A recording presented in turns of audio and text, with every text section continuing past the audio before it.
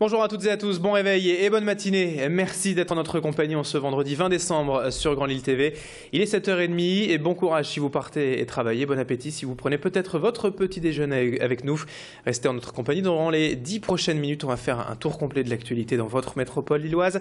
On parlera également météo et trafic juste après le journal.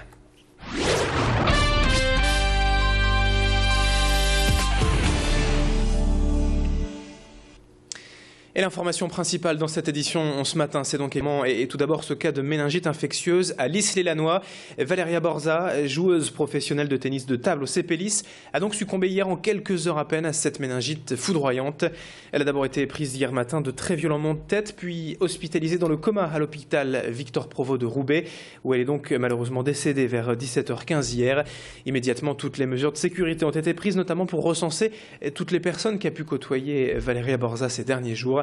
L'ARS devrait également annoncer d'autres mesures dans la journée sur le principe de précaution pour éviter tout risque d'infection majeure. Valéria Borza était arrivée à Lys-les-Lannoy en 2004. Elle avait 29 ans. Autre information à la une de cette édition, on parle beaucoup de redécoupage des cantons ces jours-ci dans l'actualité nationale. Et le Nord n'échappe pas à la règle. Le Conseil général a étudié hier la nouvelle carte amaigrie, car le département va passer de 79 à 41 cantons à partir de 2015. Le but est d'équilibrer le nombre d'électeurs pour être autour de 50 000 personnes par canton. Mais ce redécoupage est déjà très critiqué, notamment par l'opposition et la droite dans le département qui parle de charcutage électoral, réduisant la possibilité d'alternance. Autre nouveauté, il faudra désormais voter pour un duo par canton, un homme et une femme, afin de forcer la parité absolue. Explication complémentaire avec Patrick Caner, président du Conseil général. Tous les cantons vont disparaître, que ce soit ceux du secteur urbain ou du secteur rural. Tous les cantons sont remodelés, redécoupés, reconstruits. C'est vrai qu'en secteur rural, historiquement, il y avait plus de conseillers généraux qu'il y en aura demain, mais très légèrement. Je vais vous donner un exemple. La métropole aurait pu prétendre à 20, voire 21 cantons. Elle n'en aura que 17, ce qui permet de mieux servir le secteur rural. Et c'est tant mieux parce que le département du Nord, c'est aussi 600 000 habitants qui vivent en secteur rural. En bref, dans l'actualité ce vendredi, Valérie Fourneron, ministre des Sports et de la Jeunesse, passera cette journée dans le Nord. Elle doit notamment visiter ce matin les entreprises Doublé à Avelin et Oxylane à Villeneuve-d'Ascq, avant cet après-midi de s'entretenir avec les élus et les acteurs associatifs de la région sur le thème de l'éducation populaire. Elle terminera sa visite en fin d'après-midi par l'inauguration du nouveau centre aquatique de Saint-Amand-les-Eaux.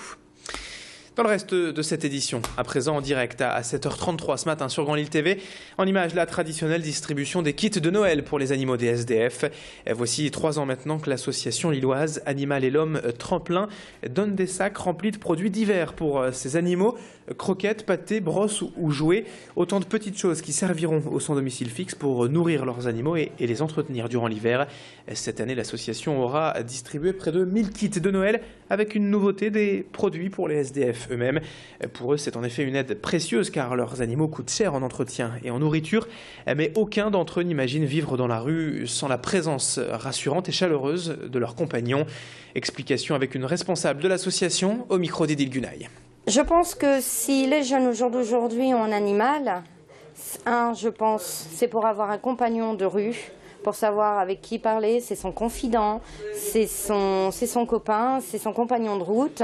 Donc voilà, il en a besoin. Et puis le jeune, il se sent aussi en sécurité avec son animal. Ça évite aussi de se faire agresser, qu'ils ne se fassent pas voler leur petit denier qu'ils essayent à avoir en faisant la manche en ville. Enfin voilà quoi. C'est vraiment leur animal de compagnie. Et puis ça, je pense que les personnes qui ont des animaux, ils peuvent comprendre. Pour Noël et trouver des cadeaux à moindre coût, les magasins d'occasion de seconde main sont souvent la bonne solution. Cette boutique à Lille, par exemple, est d'ailleurs en plein pic d'activité ces jours-ci avec une fréquentation en forte hausse depuis quelques semaines. Ici, les produits stars sont les téléphones, tablettes, CD, DVD et jeux vidéo à prix cassé.